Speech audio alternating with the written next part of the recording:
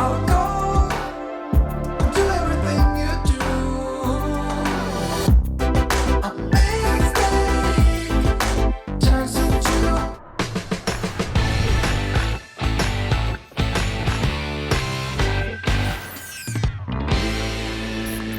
What's going on, YouTube? Boom, boom, boom, boom, boom, boom, boom. What's happening? How's everybody doing? Right, quick audio check. Can everybody hear me? Hang on, we're missing something. What are we missing? We're missing the chat box on the main screen. So boom, there that is. Okay. Hey, Eagle, what's going on? Hey, Barry in Baltimore. Who else we got in there? Hey, Ben, what's happening? We Brun Van, what's going on, my man?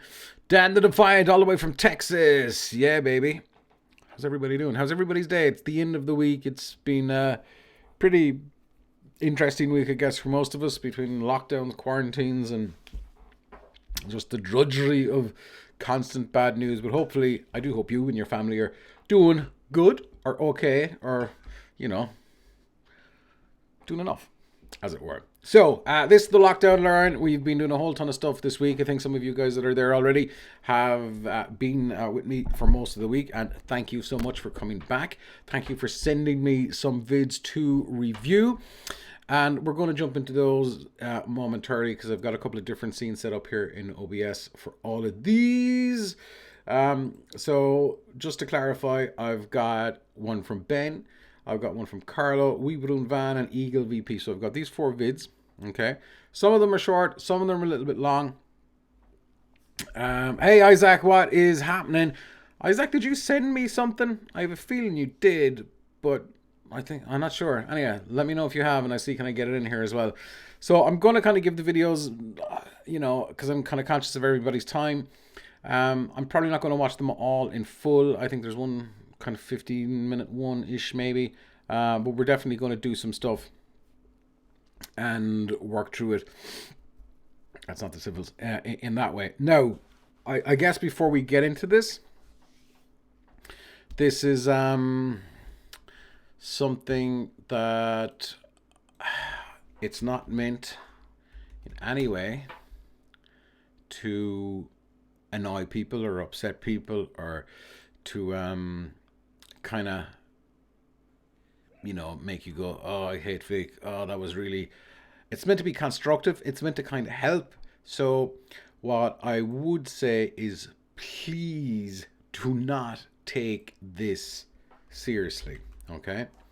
Not seriously, but don't take it to heart. Take it seriously with some of what I'm saying, but, you know, don't take it too hard. It's not meant to destroy anybody or anything like that at all, okay?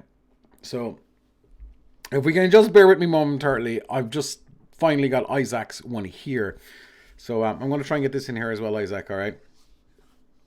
So bear with me while we will do that. We will get that in a bit, as I'm being very rude here. So we've got Isaac's one in there as well. Okay. So let me just jump into the chat there and see where everybody is and what's going on. Isaac, email. Yes, got it. Ben, I wasn't sure if mine sent or not. I sent it on my laptop, and then when I looked at my phone, it said it was still in draft, so I sent it from there. Yeah, I've got yours, Ben. I've got yours. All right. So look at this. I need to shave. I need to wake up. All right, so shall we get into this? Again, please take this constructive feedback in the best possible way. There is no benefit to you or me to go, hey, that's a whole bunch of crap. Next video. All right? It's going to be as constructive as I can make it. And please, call me out if you go, that's unfair. And let's fight about it. Or not. All right. So now, for the record as well, by the way, I've seen these coming into the inbox. It's been a very busy day for me. I haven't had time to watch all of them in full. So maybe for some of you guys, I'm seeing these fully for the kind of the first time, as it were. Now, some of the longer ones that are here, if people are happy enough to watch them in full, great. But we'll definitely kind of do, you know, the 2 to 5 minutes, kind of the important hooks for YouTube as well. And we can always scan through, and yeah, so we'll just play it by ear and get into this. So Yeah, I'm pumped about this. This is going to be fun. This is the first time we've kind of done something like this in a live scenario. Um, I guess another way to do this would be ask for people just to send vids in, and that's kind of a recorded thing. And maybe something, if you guys think, yeah, that'd actually be really useful, we could do this on the channel on a kind of a regularish basis, whether it's live or just on a normal kind of an upload, as it were. Hey, McAvoy Production, hey Vic, and everyone. Hope you're all keeping well. All right, let the tears begin.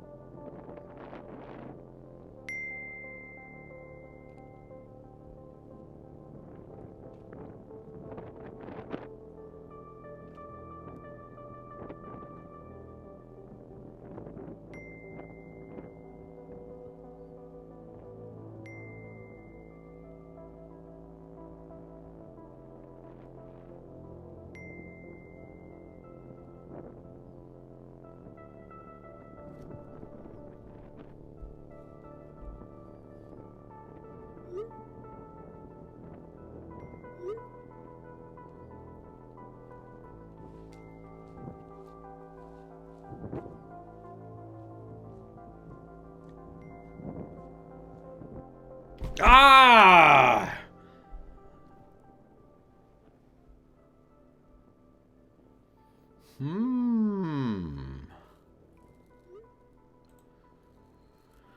All right.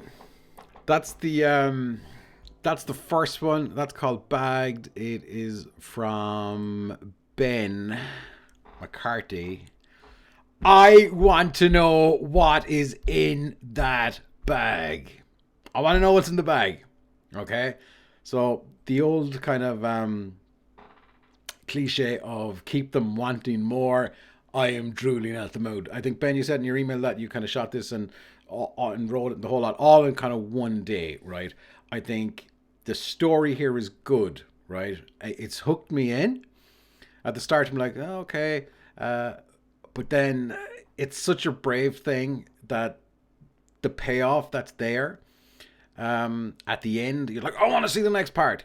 Okay, so I want to see the next part. So first thoughts on that, Ben, is really good job. For me, because of it's a bit low light. Obviously, a lot of cameras will kind of struggle in low light. So there's a couple of scenes that there's a bit of detail lost. I think maybe you could have possibly added a little bit of motion, especially when you're on the phone. So so you're kind of scaling in, you're zooming in ever so slightly just to kind of help with the tension. There's really good tension in it though. The audio mix is good. I think, and I'm really nitpicking here. I think there's one scene that your hair kind of blows. We hear wind in a lot of it. We don't hear wind in that particular part. So that's kind of like a small little detail. I love the way the phone lights up your face. I think, that really helps with the vibe and the tension. I think you could probably get a tiny little flashlight and turn that on and have it kind of hidden by your phone to give that look a little bit more, as it were. But yeah, I really like that. I think the only thing that didn't let me down stylistically, I think that the text on it, was like a Times New Roman font. I think we could probably get a better font than that. You could probably throw up a little speech bubble around it, but this is a really good idea, man. I I really can't kind of. I loved it. I just want to see what's in the bag. I want to see what's next. It's kind of got that Pulp Fiction vibe to it. What was in the suitcase? Was it gold? Was it something else? But this was a fun thing. You could arguably kind of put a little bit more into the credits at the end, where you have the payoff of what was in the bag in the end, kind of thing. Unless you had a plan to kind of carry this on as a series. But yeah, really good stuff. I think, the bag delivery, maybe there could have been an extra 1 or 2 shots of a mysterious character, kind of close shots of footsteps and the bag being kind of pulled along the ground, that kind of thing to add the tension. But yeah, I enjoy that. So like, I guess the constructive side of it, I think you've got, from what I've said there, seems to be, I think, yeah, I think you can take away some of the stuff from that, Ben. I hope you can. If by all means, jump in. I turned the wind noise down in post. It was a bit too much straight out of camera. Yeah, it's a very good point, because wind in an on-camera mic can distort. I guess that's where you can kind of look at using sound effects and stuff like that, whether you get them for free on something like freesound.org, I think, or you use something like the sound effect library that is probably within YouTube itself for free, or you'd have something like Epidemic Sound where you kind of take the audio out of there, as it were. So hopefully that makes sense. Right, I just need to change one setting here, because I can't seem to be hearing the audio on my end. I can hear it on the YouTube stream, but I can't hear it within OBS. So let me see. Can I find this? Speakers. Okay. Maybe this will do. Maybe not. What about this one? Hang on. I can't hear it there either. All right, I'll just have to do this. So I'm going to be a couple of seconds behind on each video.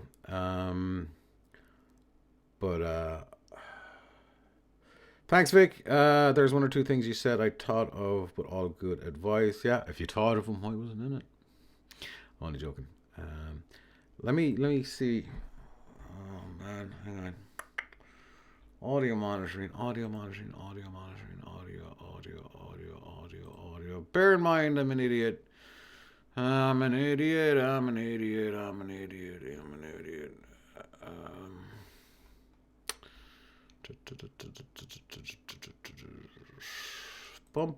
If you're watching this in a replay, like Vic's an idiot. Audio monitoring device. Yeah. Any OBS experts out there? Hang on. Maybe that might do. Okay, right. Next up, Carlo. Is Carlo there? I don't think I've seen Carlo's name pop up. But Carlo has sent in, it's Maldives. So let's jump into this one.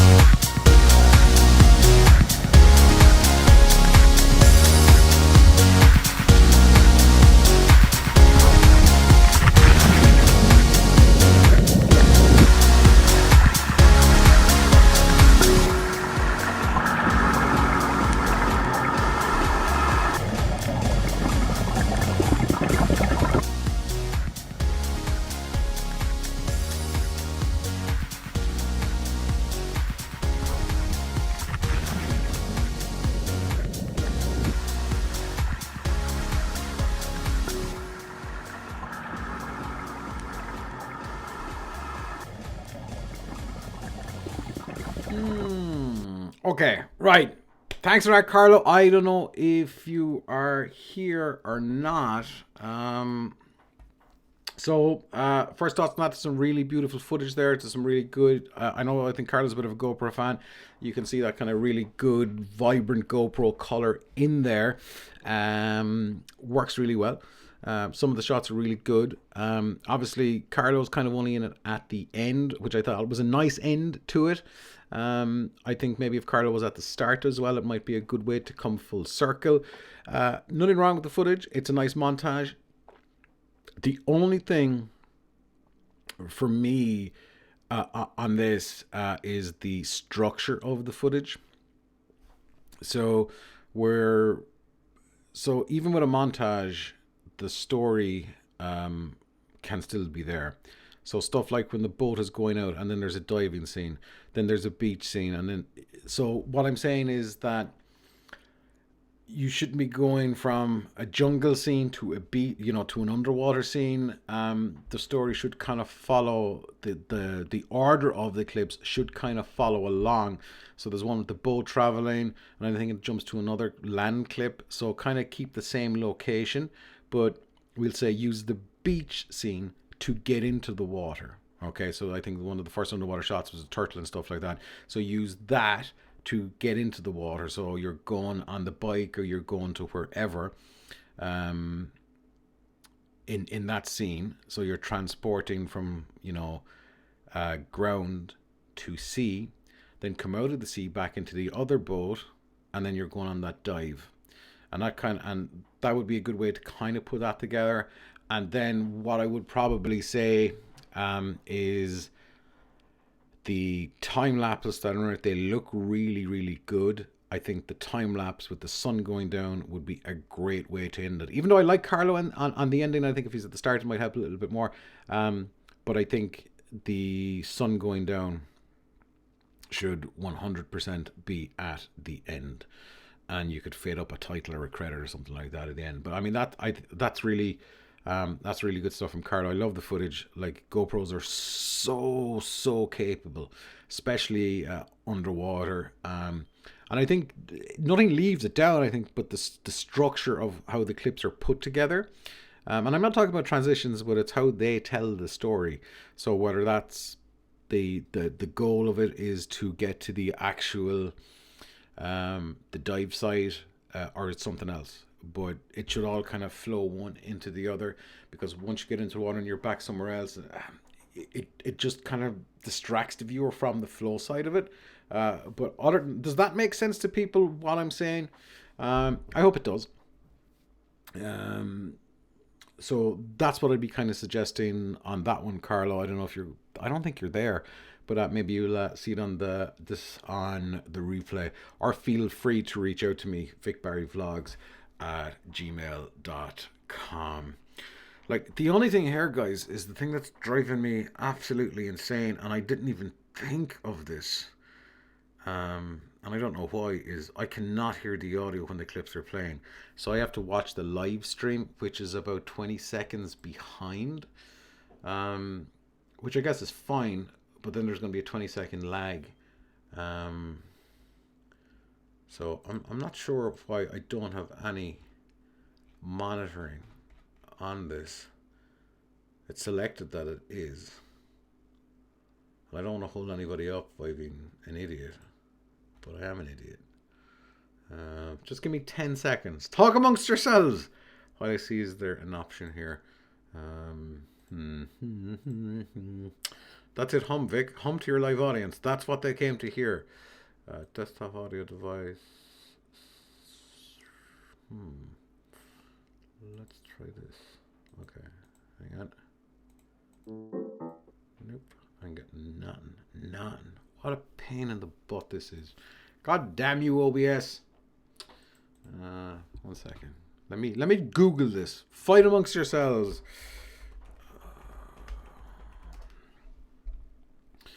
No audio monitoring. I really apologize for this.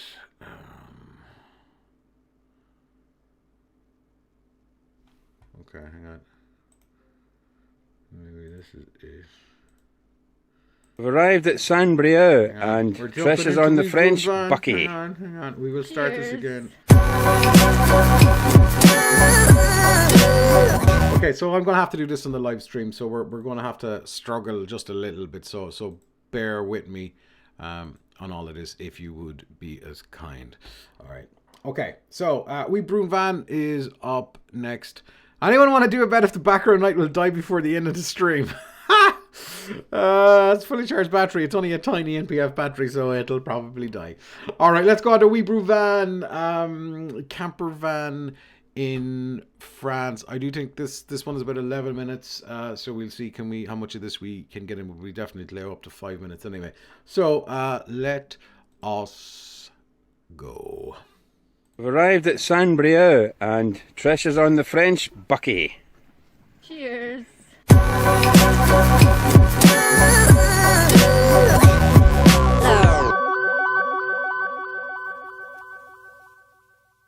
Right, this is us, Les Valais in Saint-Brieuc. Oh, this is the site. Quick look round. There's a few of these tent homes here.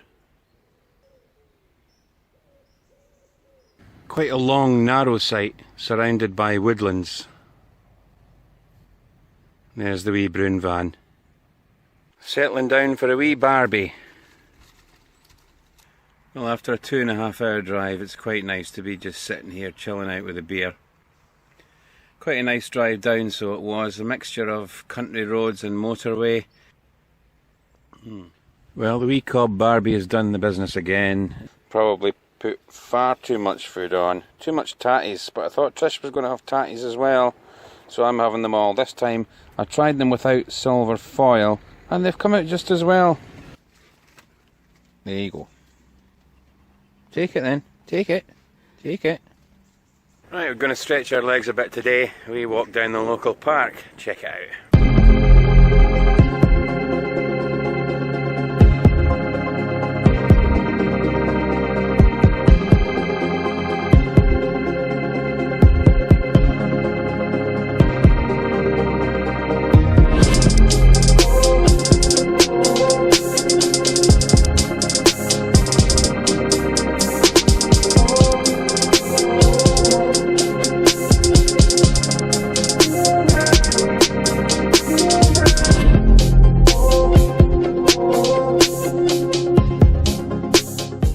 So we're just going to chill out here in the park this afternoon.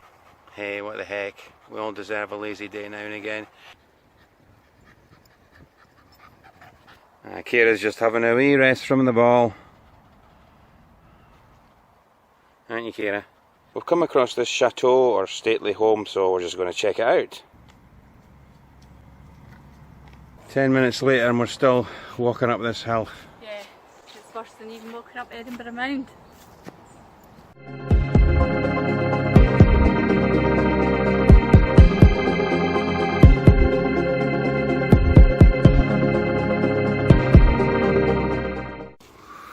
Conkers. Oh, I love playing conkers. Right, let's see if we can get a couple. Try that one. I got a duplicate. That one there looks like it's ripe for the picking. I got a double. Look, it's splitting open. Ooh, look at that beauty. Right, how am I going to get this? While filming. Oh, I've just about reached it. There we go. Oh, it's out. Where did it go? There it is.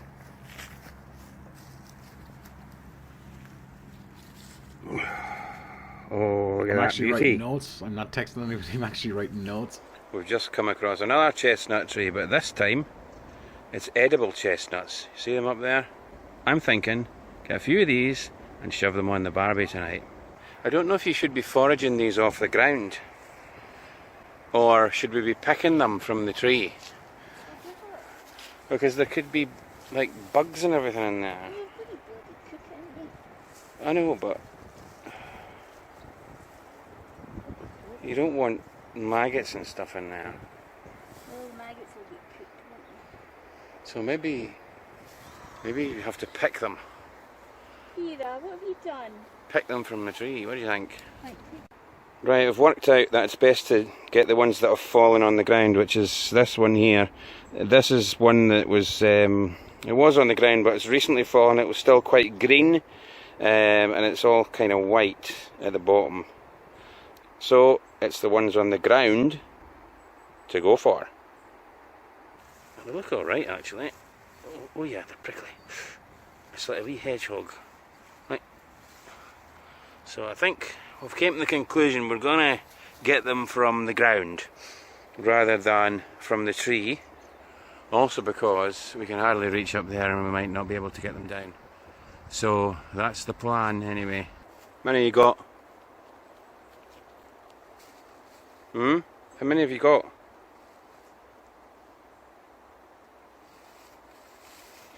Oh, that's not bad. Have you got any? I gave you them. Now if you're from Dundee, you might know that this is a cheeser. So called because it looks like you've cut it like a bit of cheese. It's time for the big contest, and weighing in at 13.5 stone, it's Mike the Conqueror.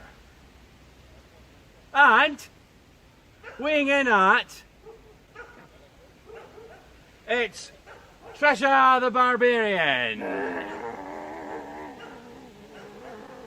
Choose your weapon. Have we got to take the one with the string? Well, yeah. It helps if it's got string on it. This one. That's my one! What's going on? That was mine! Right, ladies first. Mike the Conqueror to go. You better not hurt me. I get no. Missed. I get no No, try. you don't. You missed. Hold it still. Ow.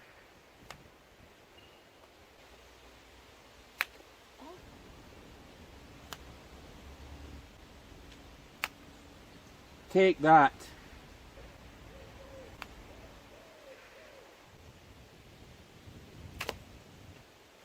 Oh, come on! Champion! No, that doesn't count. That doesn't count. I demand a replay. Champion! Chestnuts roasting on an open fire. Right, here's our foraging chestnuts. We're going to put them on, see how we get on. No idea what we're doing here, but we're just going to chuck them on and see how they turn out. Right, so I'm having burgers, Trish is having salmon, and we're both going to try the chestnuts. Leave it for 15-20 minutes and see how it gets on. Right, let's have a look.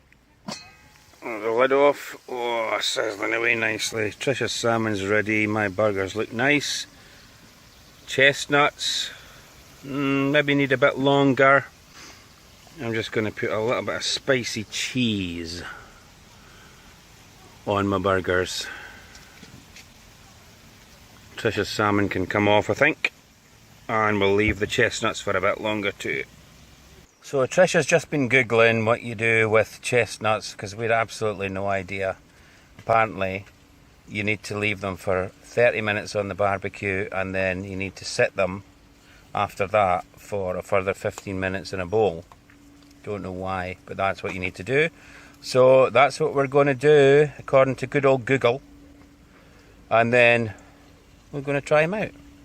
How's the salmon? Don't know yet. You're looking forward to your chestnuts? Yeah. How good does this look? Cheesy burgers, tatties with butter, and a lovely wee salad. Right, I reckon these are ready. Time to get them off the barbie. Right, just going to take these off. Skip them out actually. Into this bowl. Oh, some of them are mixed in with my melted cheese. Is that okay? Like melted cheese on your chestnuts? Who knows?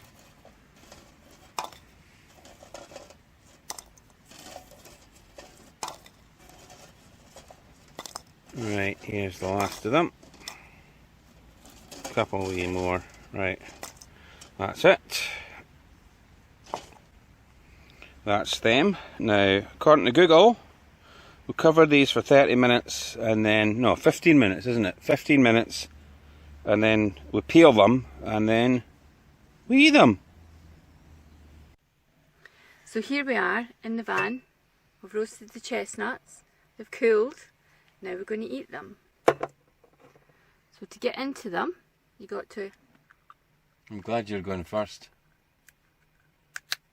bite it, open it, Scoop out. and scoop it out. It's the only way I know how to do it. It's probably a better way, but this is how we're doing it. Because it's just a taster. Can I get a bit? Tastes like nutty potato. What do you think? Nutty potato. That's nice. It is. It's nutty potato, mashed potato, quite sweet, really nice. Right, we're going to have the rest of these.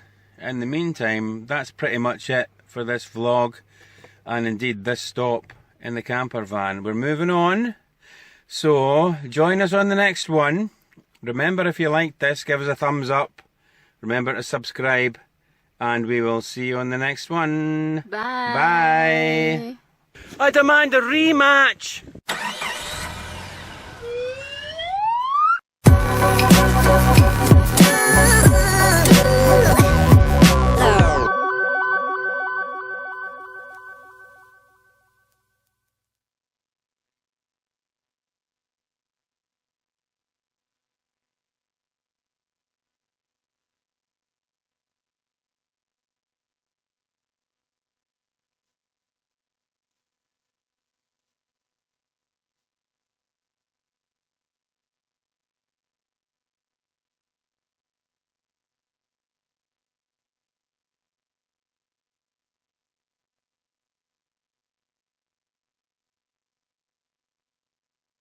God.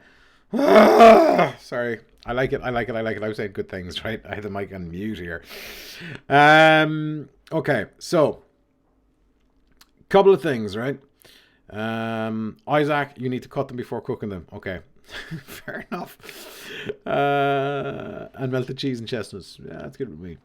Okay. So a few notes that I picked up on Wee Brune Van. On the intro, I wasn't sure. So I'm going to talk about the story side of it, the viewer side of it, and then one or two pointers technically maybe. So I wasn't sure what it was all about, okay? Was it about van life, which is a big thing on YouTube? There was no kind of elevator pitch of, hey, this is me, Mike, this is my wife, partner, whatever. You know, our channel is all about van life, that, right? So I think it needed a one or two liner to kind of hook people in what it was about and then what was happening in that video. So I wasn't sure whether there was going to be a tour of where you were, but then the kind of the anchor of the whole thing was the chestnuts. So by the time you got to the chestnuts, I was like, is this what it's about? And then it turned out it was literally about the chestnuts. So it's just this kind of the structure side of it. I think there's great personality. You've got a good voice. I think there's a great dynamic between you and your missus. But yeah, so the purpose of it at the start, it was like, okay, what's this video about? As in, what's the channel about first? And then if it was a case of, you know, we are in France, we've never eaten chestnuts before, there's something up here with chestnuts, we're going to see, can we cook them? This kind of thing. So you're telling people what you're going to do, and then you give your review. And I think there was a nice kind of the conquer battle I thought was really good, and the way you kind of cooked it afterwards, I thought that was good. Um, I think on the Conquer battle, to keep things dynamic, you could have probably had another couple of angles on it. So I'm not sure what you filmed it with, Mike. Was it a GoPro or whatever it was? But either way, you could have probably got the camera, whatever it was, and put it, you know, so the shot you had was really cool, right? It was kind of a up close kind of shot. Maybe you could have put the camera underneath the Conkers, so you're kind of getting that kind of inverted bird's eye view. Maybe one kind of holding the camera close as a Conquer is coming. Those kind of things, just to try and keep that scene, you know, going a little bit faster. Nothing wrong with it, but just to make it that little bit better. That's what I kind of would have felt on that. I thought the Dundee reference was good. I thought that was funny, but you kind of learned something. Okay, you learned something. So there was a takeaway for me on that. I thought there was kind of another takeaway as well about cooking conkers, something I never really knew about chestnuts. I know you can cook them and eat them, but maybe got into a little bit more detail about how they were done. I know you're talking about Google and stuff like that. You know, but other than that, I guess that was kind of it. I thought the pacing was good. I thought there's really good personality there. So that's half the battle. Like, that's half the battle if there's a good personality in there. So yeah, I guess even just come back to the start. Maybe show a map where the particular part of France you were. I had no idea where it was. That's just a kind of one of those other things. So if I was to edit that or reshoot it, possibly I would set up the story in another way. I would probably dump the walking up the hill, unless you were specifically going, there's a Conker tree up here, there's a chestnut tree up here, and kind of go at it that way, and then get that footage kind of in there, just to kind of help along with the story. So I don't know, does that make sense, Mike? If it doesn't, or you're like, I hate you, Vic, you know, come at me. And just throw in some comments there. Or if anybody else goes, no, that's a bit unfair, or no, that's right on, then just get it in there. So let me see. Thanks, Vic. I forgot that most people have not seen earlier vids and don't know what we're about, so I need to recap on that at the start of future vids. No, absolutely. Look, I'm guilty of it. Everybody is guilty of this. And it's a good best practice of putting it in there, and then you kind of get it into your head, and it becomes part of the intro. But you're going to have to kind of figure out where it goes. So it needs to go in fairly soon at the start, but it shouldn't be the first thing that you should, in my experience. So you should have your hook or your story at the very start, you know.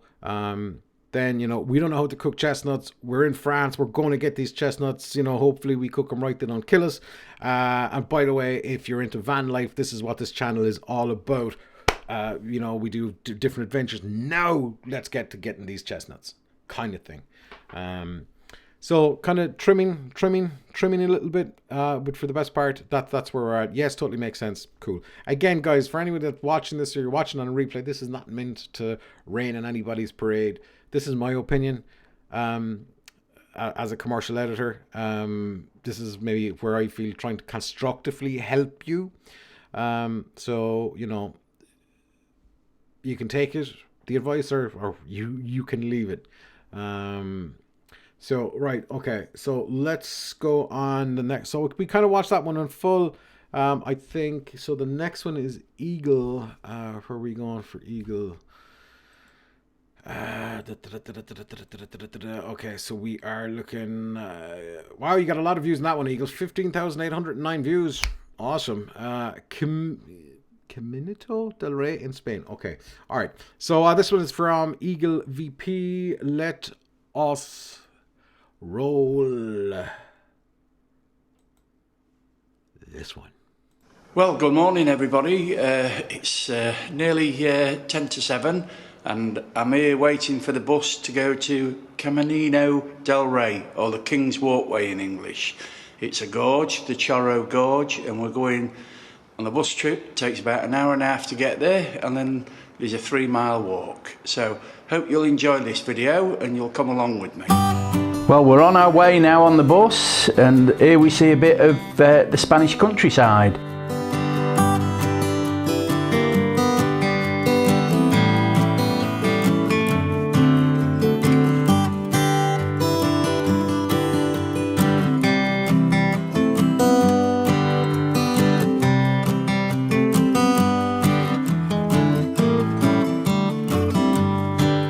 And this is some old footage that I took off another video just to show you what the old pathway used to be like. As you can see, it was very much in disrepair, very dangerous, but people used to walk along it anyway.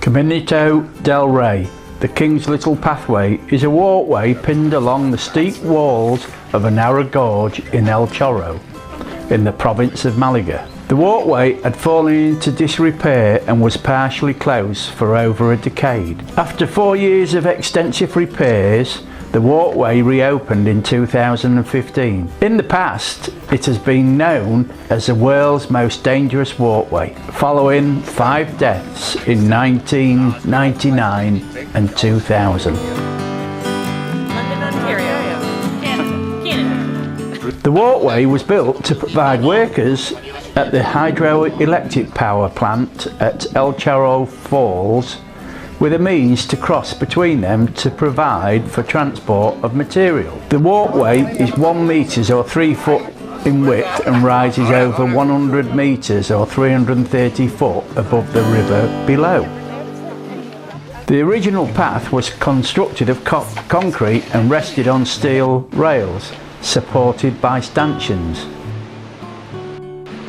Built at approximately 45 degrees into the rock face.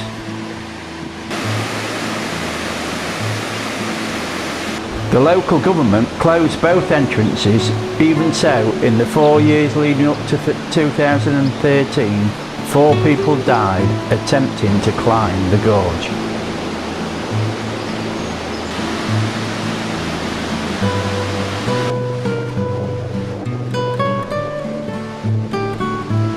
Some of the final scenes of the 1965 film Von Ryan's Express were shot at the gateway and the railway. In the film, they stand for the Italian-Swiss border.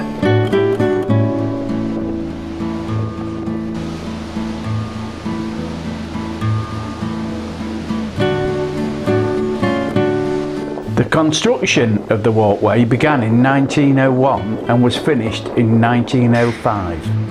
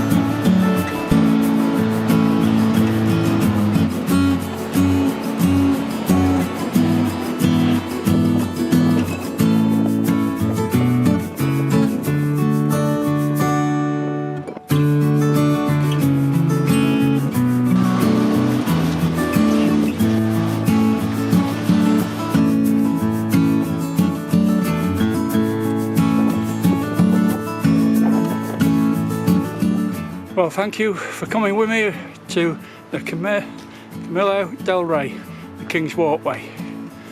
Been an experience, taken us 2 hours to walk that, so thanks a lot for coming with me again.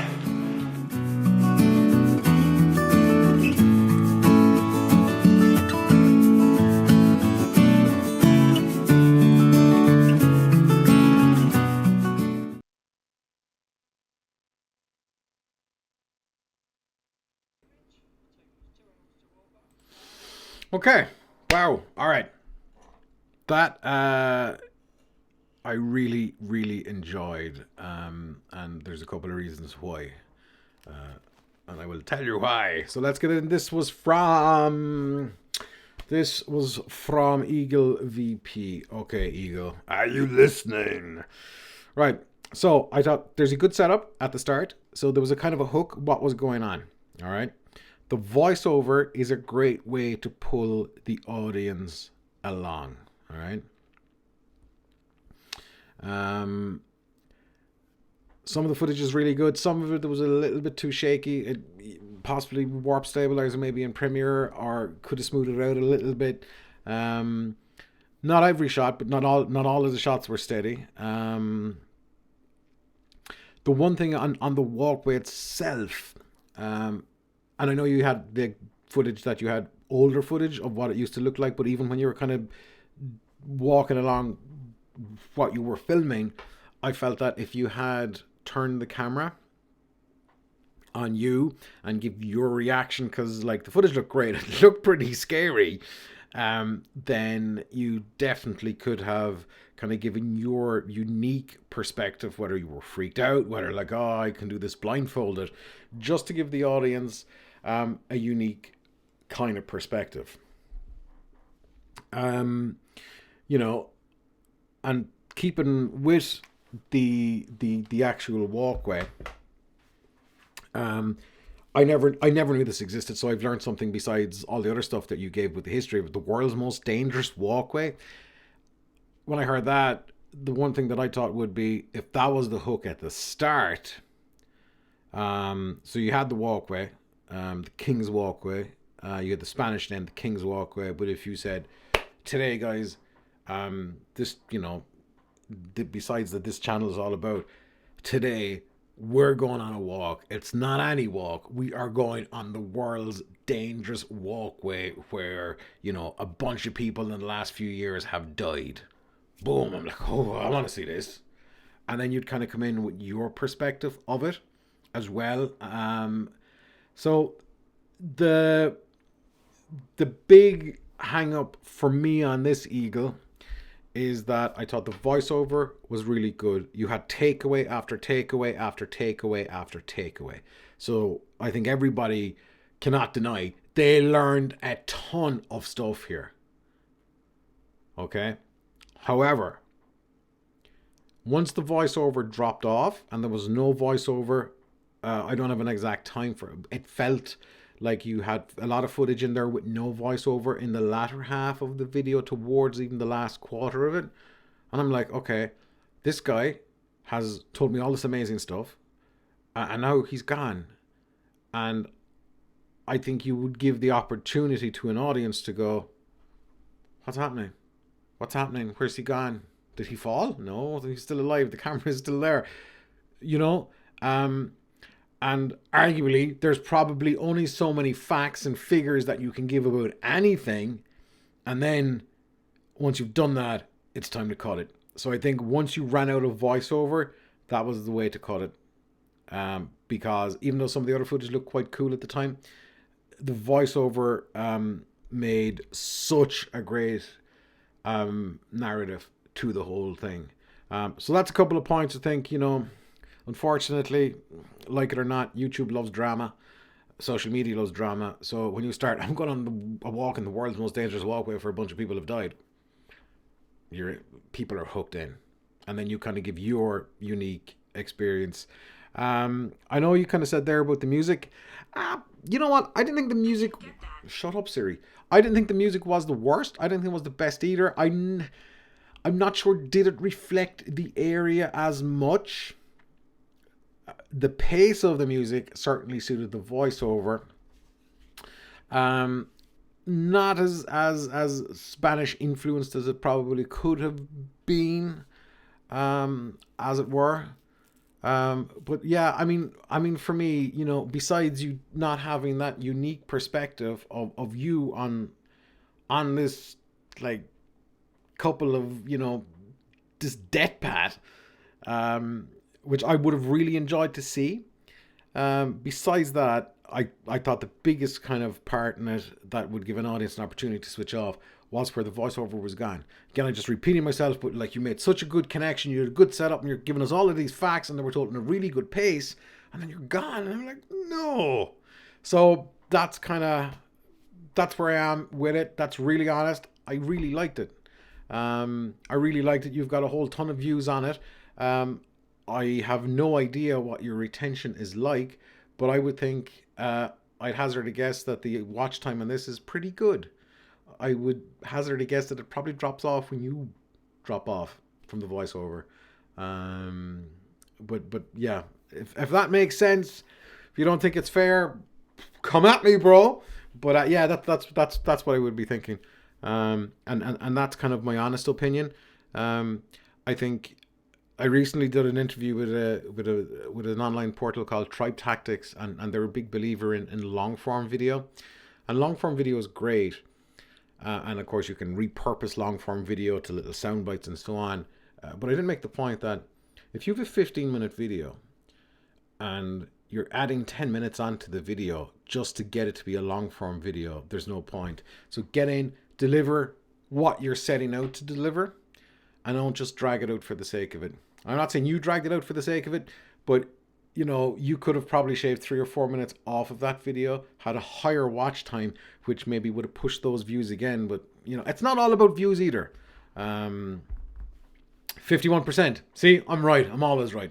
51%. Where did it drop off for you, out of curiosity? Was there a sudden drop when you stopped talking? Maybe I'm wrong, but look, this is just my opinion, and I think it's probably fair. You're agreeing with it. Psycho Candy, could you review my song? I don't know, we're reviewing videos right now. Okay, so Isaac has got one in here as well. This is the last one. So let me see, because I got this one a little bit late. So let me see, can I get Isaac's one in here? I think I should be able to without the world ending. As I'm doing all of this. Yeah, 51% is a fantastic watch time. Absolutely, anything over 45-50%, that's what it's all about. Okay, let's get Isaac's one in here. Isaac, I cannot pronounce your second name. Forgive me. All right, so let's go.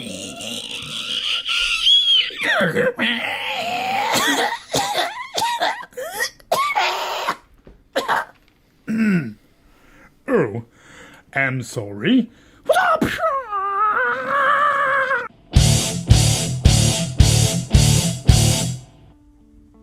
Hi, sup? Привет. Announcement. Updates. It's been 10 years since I started X equals 0. 10 years. A lot of things have changed since then. I've lived in 3 different countries. I've had loads of ups and downs. I even dropped the project for a couple of years after losing a whole full album. Just before the release. Then the comeback with La Bella y la Bestia after my bestie Gabri helped me and motivated me to continue with the project. Thank you, Gabri. I've changed much, and so I believe has changed my music. Now, our music. So we thought it'd be a cool thing if we could make a compilation album. We plan to release it in the middle of the third quarter of this year. What do you think? Is there any particular song that you'd like us to look at? Leave a comment with the tracks you want us to review. You can listen to all our music in this very channel in the discography playlist, or you can go to the Bandcamp for easier navigation. All the links below. We'll select a couple of tracks of each album from Las Ideas to Omnibus and re-record them in a more up-to-date X equals 0 style. Speaking of which, yes, you'll notice a slight shift in sound of the next album and the compilation one too. It'll be more guitar, bass and drums focused, and the sounds will be reduced to the bare minimum. I'll be focused on the drums to create more engaging, attractive and driving beats. We're going to work hard in creating solid, strong, interconnected melodies between the bass guitar, and the drums. Also including effects. We almost never used them before. The new album will be obscure somehow. It will be complicated and it will have a lot of small details and slight nuances on the sound and the shape of it. We think that reducing the number of instruments will be for the best. At this point, it's very important for us to release material only of the highest quality that we can. It's very important for us to release material only of the highest, purest quality that we can produce with our current skill and ability. We hope you like it. I know you will. We will release some songs from time to time, like on the last video, Destroyer of Worlds. We plan to release the album at the very end of the year, maybe first quarter of 2021. That all? Duh. Okay, that's it then. Thanks a lot for watching. Please like and subscribe and hit the bell button so you will be notified when the next video is uploaded. X=0 out! Пока.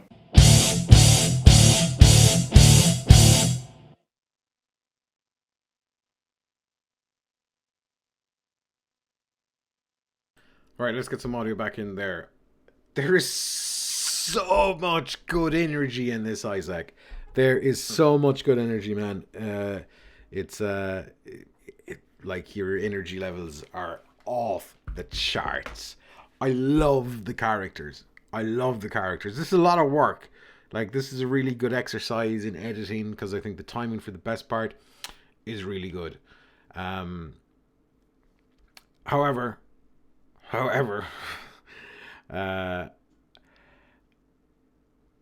end of 2020, start of 2021, I think it's probably too far away. I think maybe that's a very long commitment for an audience to commit to that far away. And I love how the characters play off of you. I think it stretched out a little bit too far. You're talking about kind of shifting sounds and that kind of thing. Is there an opportunity there for you to either bring in more comedy or give a sample of what you're playing? So let's take out the characters and what was being said. Band music, right? There was no music ultimately. There was no sneak peek, that kind of thing. I do think you're onto something with the characters. I think the timing is good. Timing can always get better. So I thought it was a little bit too long. I thought the energy was great and it really sustained, and I thought the characters are hilarious. There's a ton of work there, but it probably just dragged out a little bit too much, but no music. You have an album, no music. I'm far from the maestro in it, but it might have been good to give a tease, or maybe use the characters to push that out. So you're on it, we're shifting sounds differently, cut to one of the characters doing something completely stupid, pots and pans, whatever, something a little bit more fun because it screamed fun. All of that said, I'm not entirely sure, is it a music channel that we have? Is it a band? So, and this is good advice for everybody, you have to assume that anyone who's watching your stuff has never seen any of it before, okay? So that's a really important thing. But I think if you're talking about a music thing, you have to have some sample in there, whether you do that legitimately. And I guess think of what the anchor is in the whole thing. Is it the music? Is it the comedy? What do you prefer? Is it, if it's the music, then you should probably get to the music really quickly. Sketch comedy is great. and I think the energy here and the lines and stuff are really good, is that arguably a separate channel. Does it distract away from music? Does it add to it? If it's comedy, does that imply to me, if I'm seeing characters, I'm thinking, okay, is this a kind of a parody band? You know, is it the Axis of Awesome who do all these parody songs? Is that what it's going to be? Or is it a bit more of a serious music channel?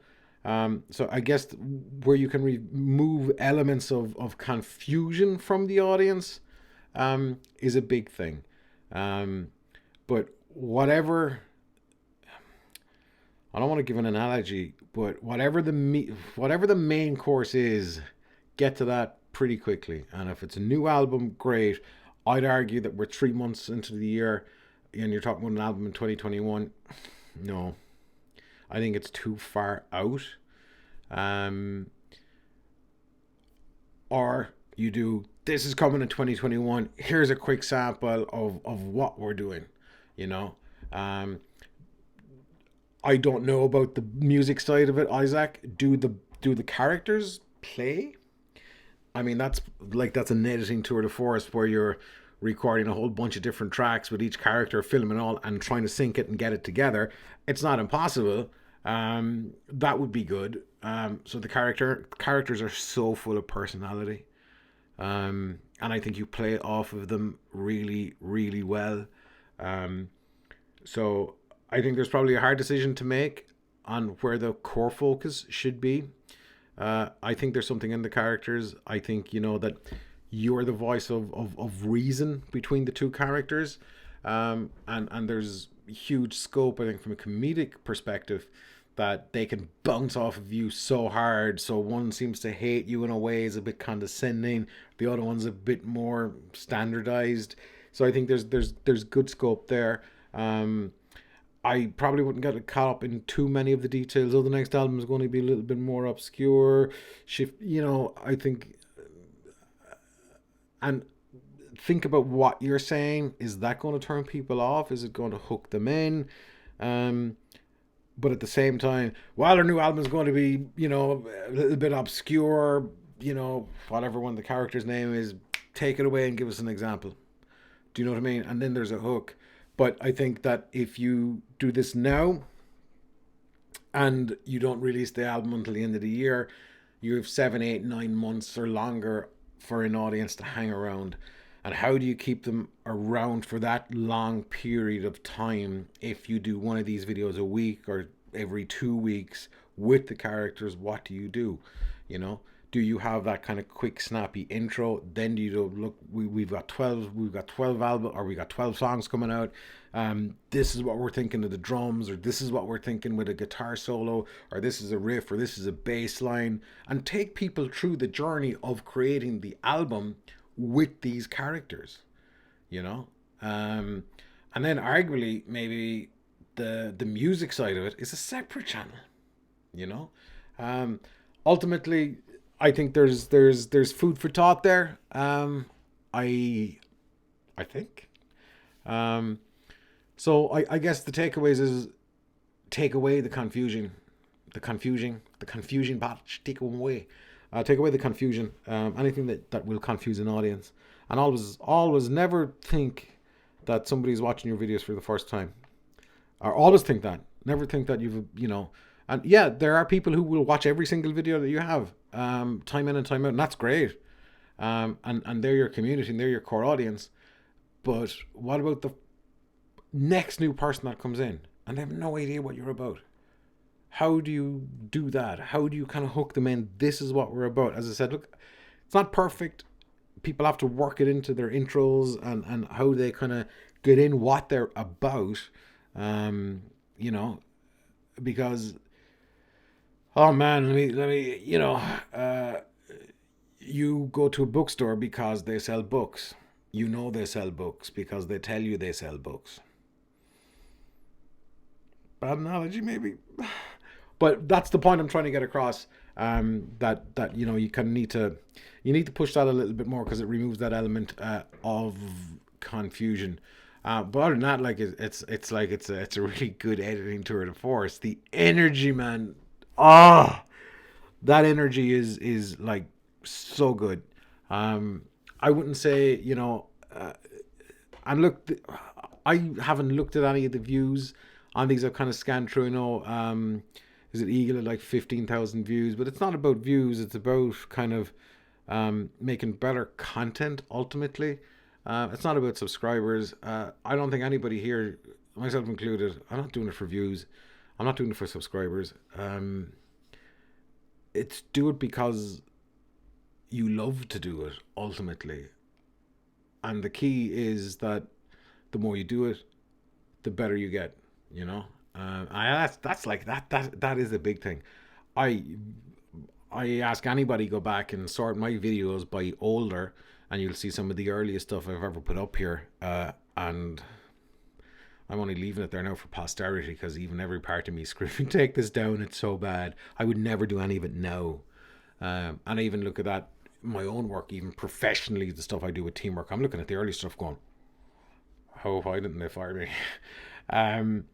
So this has been an absolute blast. I need to go back and figure out how to do this live a little bit better. But just what did everybody think? This is the first time I've kind of done this. And again, like, if anybody feels insulted or feels annoyed or let down by some of the stuff I've said, then it genuinely wasn't meant to do that. It's what it's meant, and it's a bitter pill to swallow when you have somebody else critiquing your work, even if it's constructively, because you're like, yeah, he's right, I hate him. But if you can go back and you can kind of get a little bit better, even some of the stuff that I've said, just go back and, you know, like, these videos are up there now, they're done. Can you re-edit them just for yourself and see, okay, what he said, yeah, that kind of flows a little bit better. And oh, hang on, I forgot, Bob, hang on, we got one more. Bob, I am so sorry. I just saw your name pop up there. We got one more. Everybody will bear with me. Why? This come on Instagram, Bob? I think it did. Did it? Hang on, I got one. I knew. Oh, man. I'm sorry, Bob. Let me see. Yeah, there was the, okay, let me see. I think maybe it's on Instagram. Let me dig this out. This is what really insane. Yeah, I was on Instagram. Hang on. Let me just send this to my mail here, Bob, and we will get this in here really quickly. Okay, I knew there was one more. Right. Hang on, we're there. We're nearly there. Everybody, fight amongst themselves for another minute. While, like, oh man.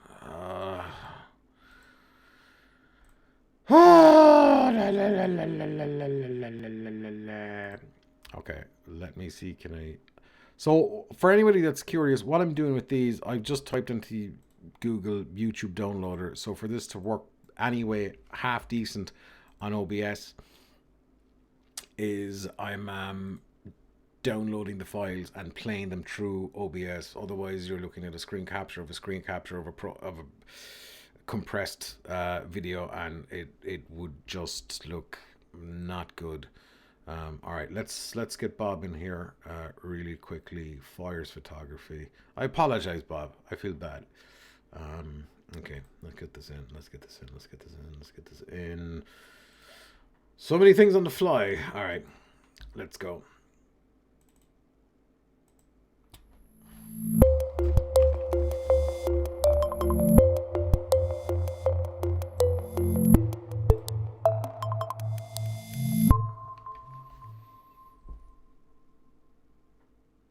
Hello and welcome to my studio. I'm Bob Foys and this is my studio here in Bentwaters, Suffolk. Today I'm doing a dog portrait with Sam the Cocker Spaniel. They should be arriving very shortly and we should be able to get on. Hopefully I'll be able to do some behind the scenes video as we go along to show you what actually happens through the session. The session usually takes about an hour. I don't put any pressures on the dog or the owners. If anything, I try and keep the stress levels down to a minimum. If things aren't working, they're not working and we'll just come back at another time. So there's no pressure from me. And so obviously I try and get the owners not to get stressed either, because I find the dogs get very stressed when they do. It's a very simple setup. Background is already up and ready. The lights are already set up. I'm using a big deep para because obviously I want a nice soft lighting, and I've got a beauty dish with a sock on at the back there to give a bit of soft but highlight on the back of the head, and I also have a strip on the other side just to give it a bit of edge lighting. Hopefully today's photograph is going to look good. We're only looking for 1 or 2 pictures out of the session, and so as I say, there's no pressure and there's no stress from me. So all good. I'll be able to show you the behind the scenes videos and the photograph at the end of the session. Thank you very much. Bye bye.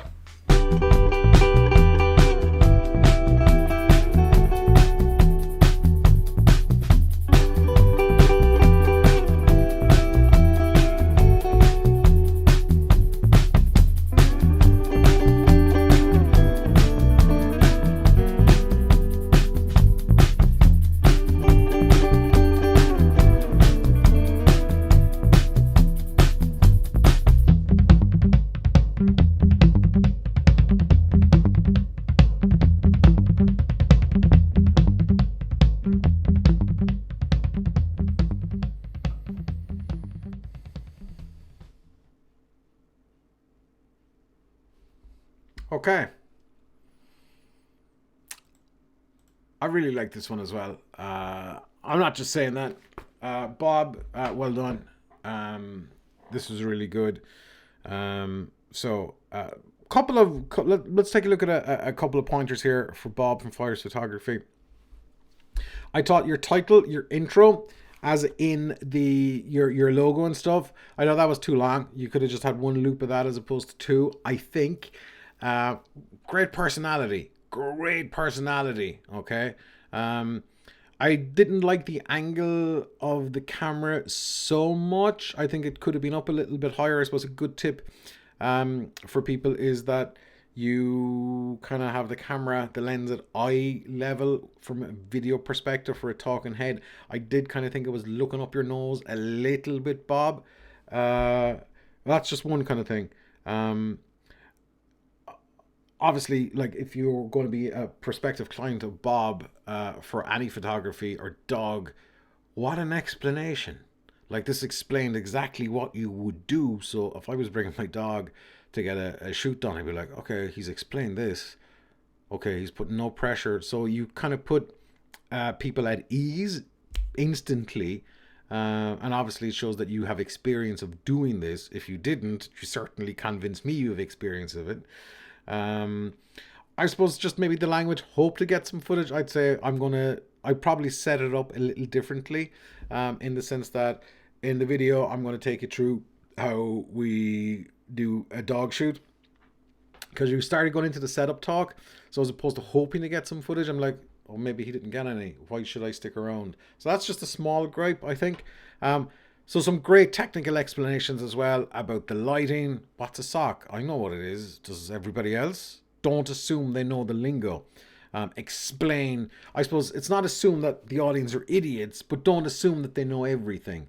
I think probably, but that aside, I thought the explanation was really, really good. And I think what you could do with that to take it up to the next level is when you're talking about whatever light, when you're talking about the sock, explaining what it might do, shoot it as a little bit of B-roll, as opposed to kind of, leaning back and hoping people know what you're on about. And it doesn't add to the running time of the video, but it certainly kind of helps explain the story a little bit better and avoiding a little bit of confusion. So a little bit of extra B-roll. And I suppose I would keep on the B-roll. So really cute dog. Maybe the customer isn't happy with this anyway, but maybe a little bit of B-roll of the dog, or the customer coming in with the dog. Maybe they're explaining, this is Charlie is a blah blah spaniel or whatever, and then you kind of come back in and go, right, we're going to do this, and explain what's being done. All like not something that goes on forever. I'm talking like 1 or 2 sentences cut into the B-roll. then, and then maybe come back out of the B-roll into you going, oh yeah, we're going really well.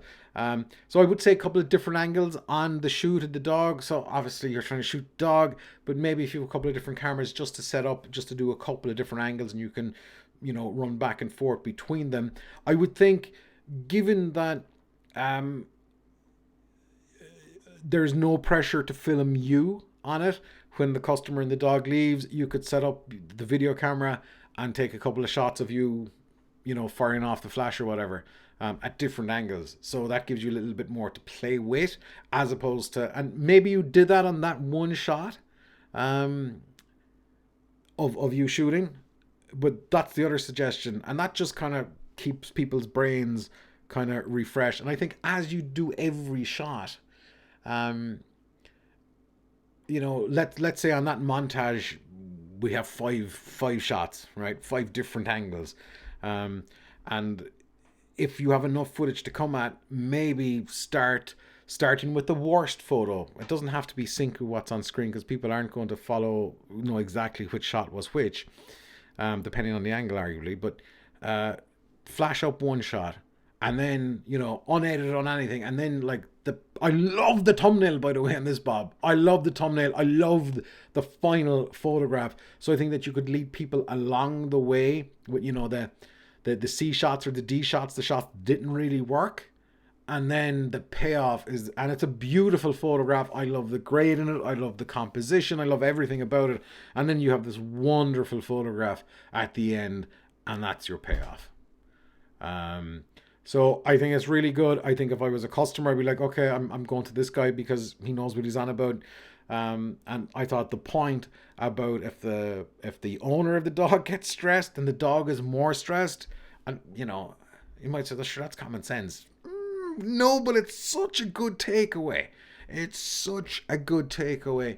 So I think in Bob's case, correct me if I'm wrong, but I think a little bit more B-roll would have helped. Maybe jumping in again, bit of personality of you, because you had such a great personality at the start and such, you know, really insightful comments.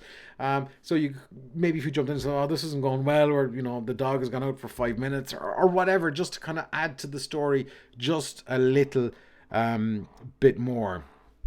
But that's what I would say. You know, let me know what you think, Bob. Does it make sense? I think it does. So that's kind of it for me. But yeah, a really good video. You know, I'm not just saying this to everybody. Number one, I genuinely appreciate everybody taking the time to put their stuff in here, and I guess that we all watched all the videos in full in public. So as opposed to a kind of a one-to-one consultancy session, this is a bit different. Because it kind of puts everybody out of their comfort zone, and I firmly believe that every now and again you should do that anyway. But like, people's stuff is so good, you know, and like, I think the one thing that we've talked about, and I know Carlo's come in there. Hey Carlo, thanks for joining us. If you go back through the stream, you'd absolutely see my comments in it. But I think the one thing that I've been saying all along on all of these videos is some kind of story. And it can be hard. I used to have a problem for a while where I would see the story well after I would shoot the video. So I would shoot a lot of random footage and try and hobble a story together. But I think if you can even spend 10 minutes getting something together from a story perspective, then it really kind of helps you, not only in the edit, but it helps you kind of on the actual shoot as well. Because there's been times where I've shot just some of the older style vlogs that I don't do much anymore of, and it's like, oh, here was the story, but I've only seen it in the edit at the end, and then I'm like, if I had thought of this before I left the house, then I could have really built up to it. And it doesn't mean anything other than you're thinking about the story. So yeah, I mean, that's what I'm saying. Story is king, you know. I don't think anybody shot any of this in a red camera, so that doesn't matter. Story is king, you know. Story is king. In a lot of this, you can have the most expensive gear in the world if you can't tell some kind of story. And I think for the best part, a lot of your, you know, the story here is intact for the best part. There's definitely a foundation, I think, in all of these videos. I mean, even if you go back to Carlo's one, some amazing footage. I suppose the issue I had with it is that the footage didn't necessarily tell the story, you know. Eagle VP, that's why I've started doing a rough storyboard before you go out filming now. Yeah, you know, I mean, we don't have to be doing Hollywood style storyboards, but I think, you know, it is a good best practice to think of so I suppose if we get into a YouTube workflow, right? Depending on what kind of niche you see yourself in, whether that's music, whether that's the van life thing, whether that's travel vids, whatever. Once you kind of know that's what your audience is kind of there for, think of a title, think of a thumbnail, work your story, what you need to shoot, what's the payoff, how do we do the kind of beginning, middle, and end, and it doesn't have to be once upon a time, and go from there, as opposed to doing what lots of people do. They make their video, then they go, okay, I need a thumbnail. Sure, that'll still do there out of that video. That'll do it. It'll be grand. And then they think of a title, you know. I guess, right, to get into it here, so you guys can't see this, but I have a browser up here, and a few things, right. I'm looking at Isaac's ones first. New album update and 10th anniversary. Nobody's searching for that, right. I'm going to be kind of behind, kind of fairly on point with these, so don't take these to heart, but take them on board. Bob, behind the scenes dog portrait of Sam the Man, Sprocker Spaniel. Okay, so maybe people are searching for Sprocker Spaniel. Sam the Man, no, they're not. Behind the scenes, okay. So food for thought on that, Bob, is how to photograph dogs as a title, for argument's sake. The one there from Eagle, Camino del Rey, King's Little Pathway. It's a good title. If you look on TubeBuddy, you rank in the top 10 for a lot of these keywords if people are searching for them. And I think your watch time will support that as well. So I guess to maybe improve that title, we go back to the, Walkway of Death and a play on that. Carlo with the Maldives. The one thing I spot with your one there, Carlo, is all your hashtags are in one go. I can't show it to you here, but they're not individualized. So you've hashtag Maldives, the Gura, Island, Beach, Diving, Ocean, Paradise. So TubeBuddy, as far as I can see, is reading all of these as just one line. It should have them all individually, as it were. The other thing, actually, Carlo, as you're there, the only thing, just let's have it back up here as well, I meant to say it earlier on, is you've Maldives 2019. Because the sky is a little bit blown out, you can't really read the text. So if that's the case, different shot, or arguably throw a drop shadow or a box around the text, okay? Bagged, short film for Ben. Nobody's searching for that, okay? So you're reliant on people finding it by accident or pushing it very hard in social media in some capacity, and some outlets picking up on it and then kind of pushing it out there. So when you're doing short film specifically, it can be a little bit hard. Film Riot, I don't know if you guys have heard of Film Riot, is a great example. So they do a ton of behind the scenes stuff, and then every now and again they have the full video. So maybe there's a behind the scenes kind of thing in this. It could be a simple talking head thing. And then, so where your channel is vlog channel, is it a filmmaking channel? Is it, again, nobody's searching for this. So how do you kind of get that in there? Do you know what I mean? Camper van in France, part 2. We Brune van. So the whole camper van thing, playing into the van life thing, France part 2, nobody's kind of searching for that. Sonbrio, I'm pronouncing it wrong. Maybe there's something in that if people are searching for that kind of stuff. Throw these into YouTube and see what the autocomplete comes up with. So maybe some of those have helped people in some way, just on the titles side of these things. Ben shot mine in a Canon that's almost 4 years old. Yeah, it's not the camera. I mean, look, a lot of cameras suck in low light anyway. But One Wheel 7 Motorsports, is that what you're doing? 1 Wheel 7, okay. Ben, while I don't do out storyboards, I do my best to have my videos thought out shot by shot and written out the best I can. Absolutely. And I think the one way a storyboard can help is especially when it comes to shots, that the camera needs to go from there to there, or it needs to go from there to there, or this person needs to walk into scene. So it's kind of the help with the motion of it, as it were, if that kind of makes a little bit of sense. Okay. You should make more of these streams. Great job. Like somebody else has said that there as well. Eagle as well. Yeah, you know what? If people feel this stuff is genuinely helpful, then I'm happy to do it. You know, I mean, and I guess ultimately, I'd appreciate honesty from audience. I'm a big boy. I can take the criticism. So if people felt, yeah, I didn't agree with you, I thought it doesn't make any sense, you know, stand on your own 2 feet now and stand over your content and fight me.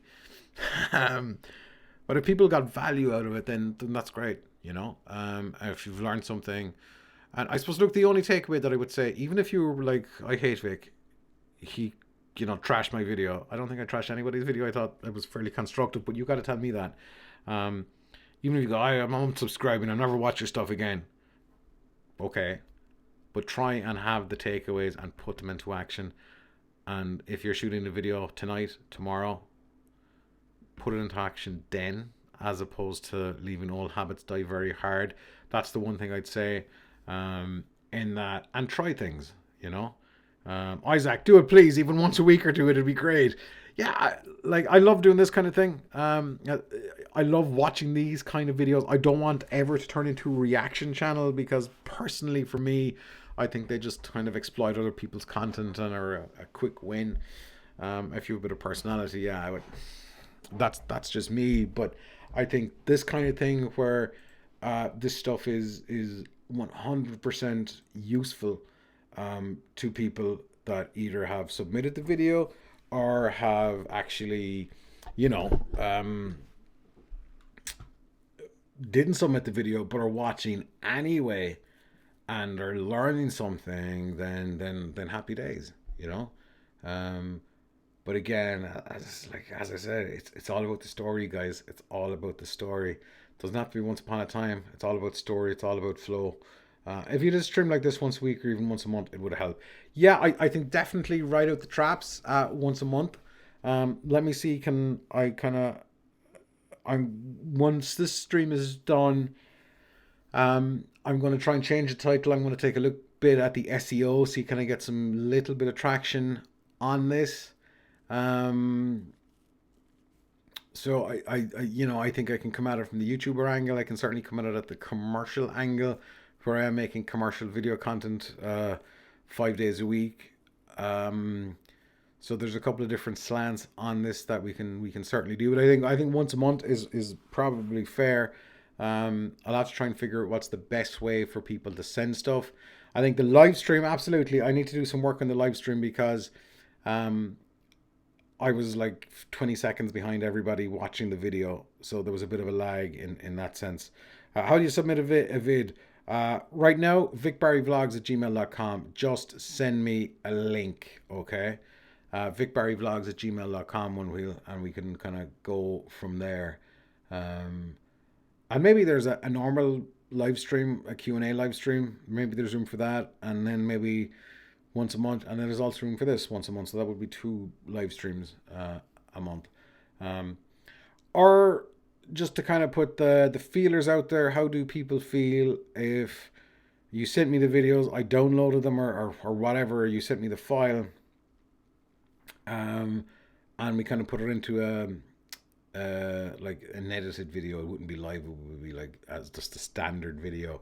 Or do people prefer the live dynamic? I think the live dynamic is probably a little bit better, so you can actually interact as opposed to putting in a comment and going, screw you Vic, you trashed my video. I think live is probably the better way to do it. I suppose the only concern is that, from my perspective, if you did send in a live video musically, if there was anything in it that would cause a copyright strike or cause the stream to be taken down, then I couldn't review it. That's the one caveat, as it were. And obviously all the usual YouTube stuff about hate speech and, appropriate content and that kind of thing. Will, we like watching other people's work and getting advice from you. I think you should keep doing it. I'm out of here. Thanks, Vic. Thanks, Will. Have a good weekend. Isaac, I mean the stream course thing in general, not necessarily the video analysis. All the comments were helpful for me, but the previous streams were amazingly helpful as well. No, absolutely. 100%. I'd like to try and keep these streams going next week on the video side. I think timing might be a bit of a problem for me, possibly next week, because it's literally like I'm burning out here.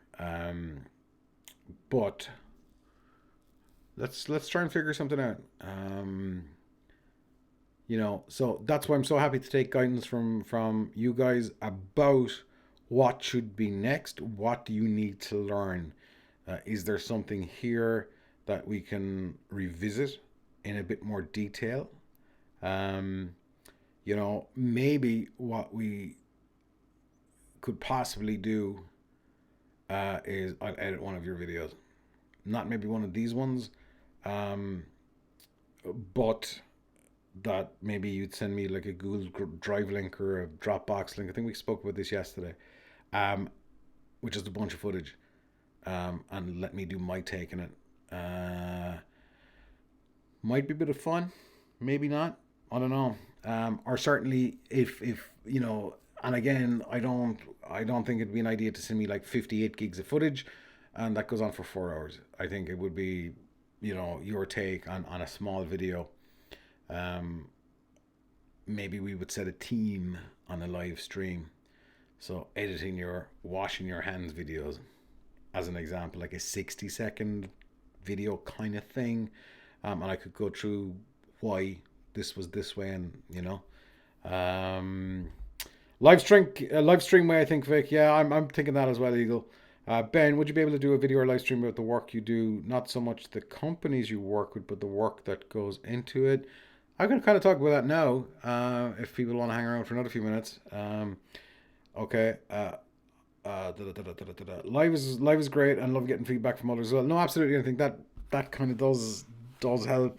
It's probably not going to be in every single scenario that we'll do a live stream for this specifically, but I think for the best part moving forward, it's I'm up for it. Think how to improve our storytelling aspect. Okay, let me give you guys a link. Let me find a link here. Okay, you know what? You'll have to search it in Amazon, because I know people are in the States, people are in the UK, people are all over the place. So anyway, you'll probably be able to pick this up on Kindle. I think there's an audiobook as well. But it is Long Story Short. Okay, that's the book. If you want to improve your storytelling, Long Story Short. It's a must read. It's an easy read. And it makes a whole ton of sense. It's Long Story Short, the only storytelling guide you'll ever need. And it's by Margot Leitman. So yeah, it's really, really good. Okay. And there's no waffle in it. It just cuts through all the crap. So yeah, that's one. And certainly throw some ideas at me. I think I've put on some story stuff there. And structure and flow as well, but we can circle all back around to that. I probably work better when people are firing questions at me, as opposed to me trying to think about what somebody may be interested in.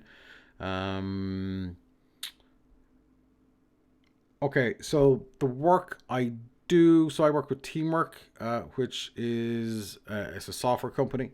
They're based in Cork. Customers are everybody from Netflix to CIT, Cork Institute of Technology, UCC, eBay, PayPal. So essentially they're doing work management software So that's something like kind of project management. The main app is called Teamwork. Then there's a chat solution as well. So, like kind of a messenger kind of thing. So you can chat with people back and forth, do all kinds of things in that. Then there's a Teamwork Desk, which is a help desk solution. Then there's Teamwork CRM, which is a CRM solution. And then there's Teamwork Spaces, which is kind of like document management and stuff like that, kind of like your own wiki, as it were. So that's the kind of the bones of the company. I head up the video department there, where we cover everything from pre-roll ads on YouTube to live action stuff, which would involve live streams internally, externally, sizzles for new features, new products, I guess other kind of sizzles as well, which revolve around company events, company culture, recruitment, all of those kinds of things. So that's what I kind of do, and my team. So we'll either get a script or we'll write a script. We'll come up with a concept. We'll shoot a concept, whether it's motion graphics, live action. We'll work with some of the designers, and again, these are not all in the one office. One of our designers is in, I'm not sure where he's in. Is it Bulgaria? Somewhere in that direction anyway. And that's kind of it. And of course, obviously we do tutorial stuff as well for all the products. So there's tutorial content which constantly changes on a regular basis, because when there's an app update and stuff like that. So all that kind of stuff. And that's in a very short, concise nutshell. Isaac, I'm thinking in using Chroma. I don't know if that's properly spelled. In one of my next videos, could you give a crash course on that one of these days, Vic? Chroma as in green screen stuff? Come back to me, Isaac, let me know. Ben, sounds interesting. Yeah. So let me, for anyone that's curious, I'll give you guys a link there if you want to check it out. Check it out.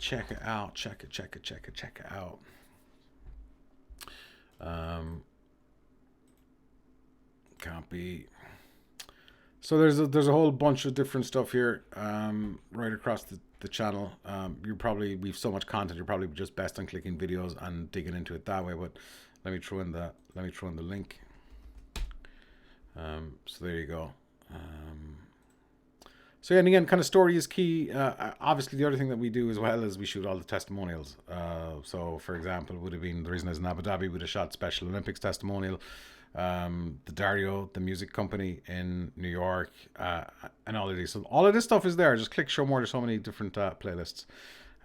Green screen. Yeah. So the one thing with greens, I don't have a ton of experience with green screen. I know Elgato do a pop-up green screen, which is probably one of the easiest ways to do it.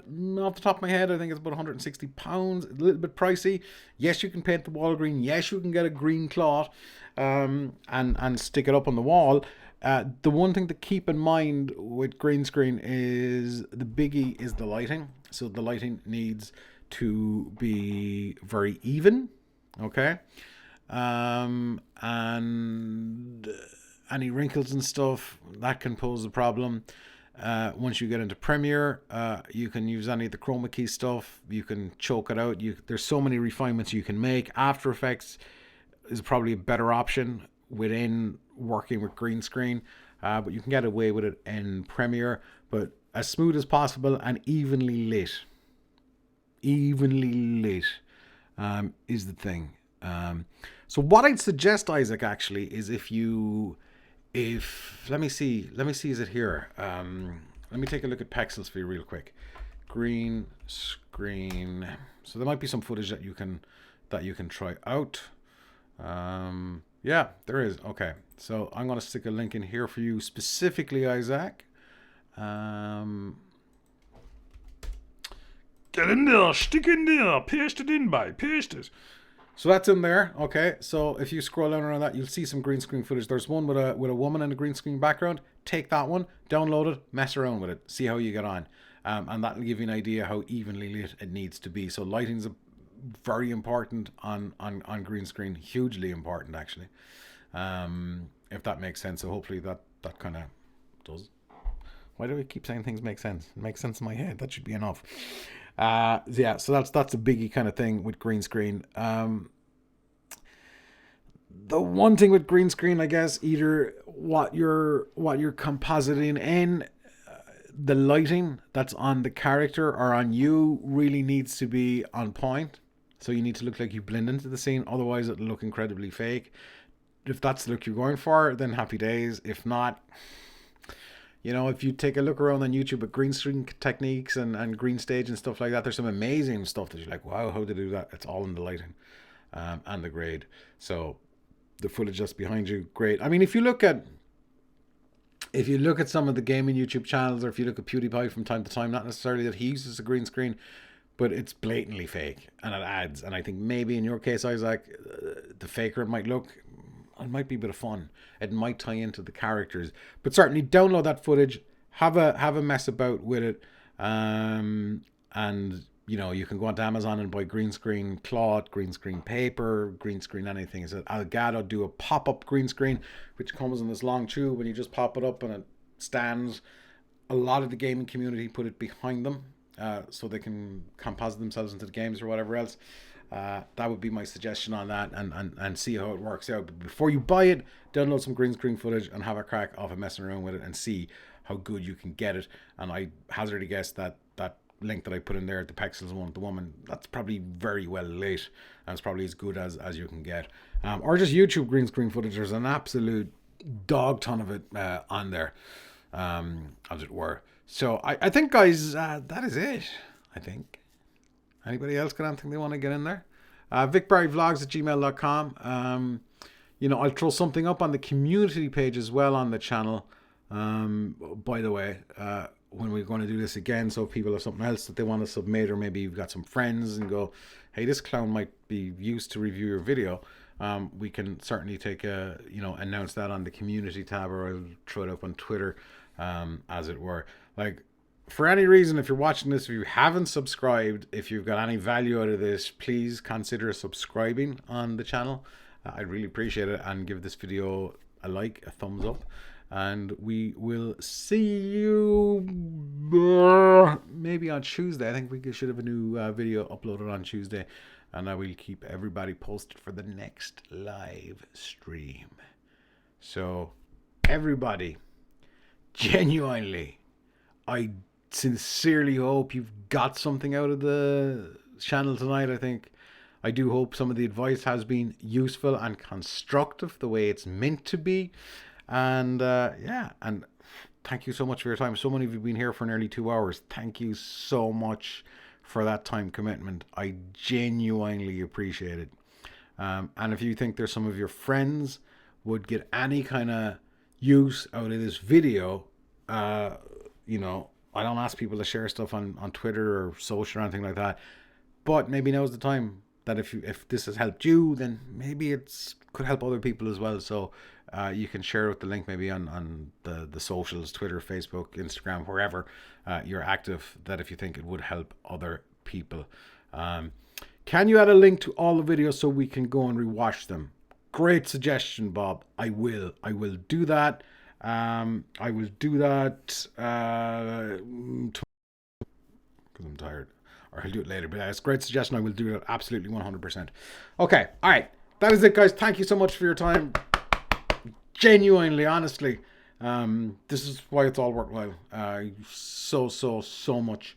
I appreciate everybody taking the effort. Some amazing content out there, guys. And I hope you found it useful. So we will see you. Please stay safe, stay healthy, wash your hands, all that jazz. And yeah, let's just drive on. We will see everybody next week. Thank you so much.